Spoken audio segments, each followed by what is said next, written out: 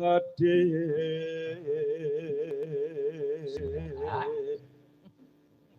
ngene kok Mbah Lurah kok taun mburi kok ora aku iki. Kebangetan. Ngendikane Pak Asmara Santo ya rugi no. Rugi. Sing rugi sinten, Pak? Aku.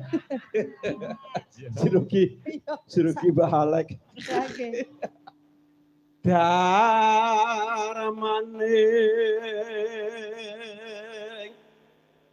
lara branti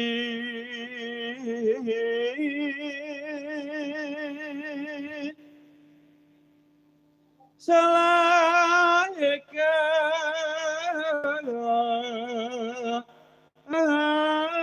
taman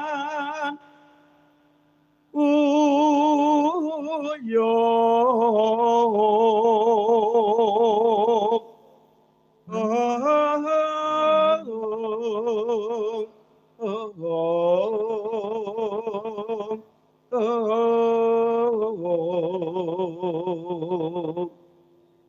Ya.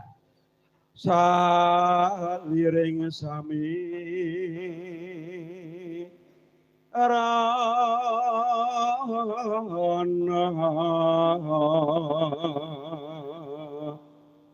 Ya.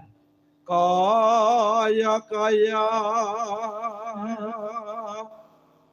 amin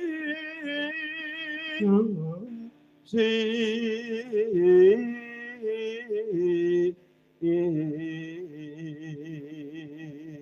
Pokoke tajuk ning ndi Pak Prapto ora. Dasira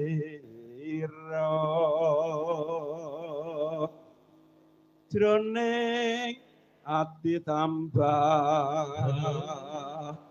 tresna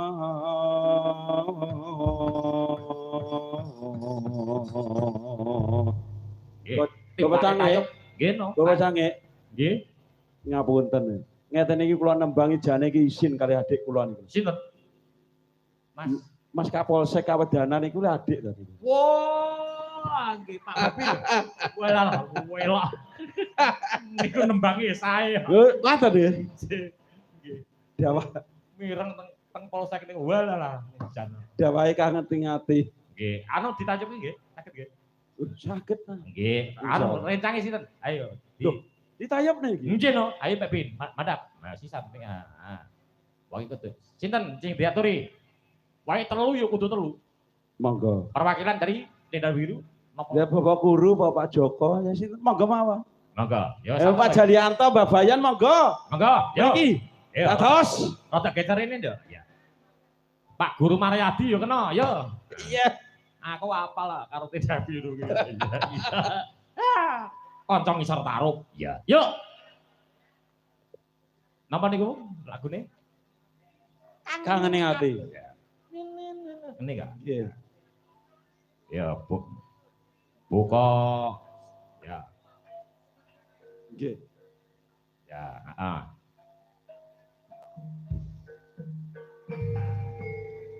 Monggo, monggo Pak Jali. Monggo, mriki. Pak Jali, Pak Joko, Pak Guru monggo. Yo. Yo, wenake yo.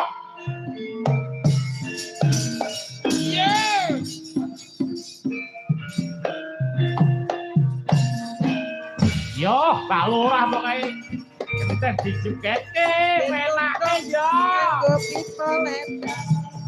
Sewindu suwe lawase.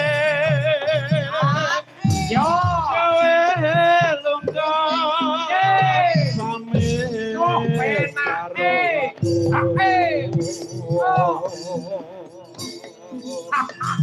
Wong ayo babojangku. Sangen Suca mengkangam sliramu. Wenake yo. Yeah.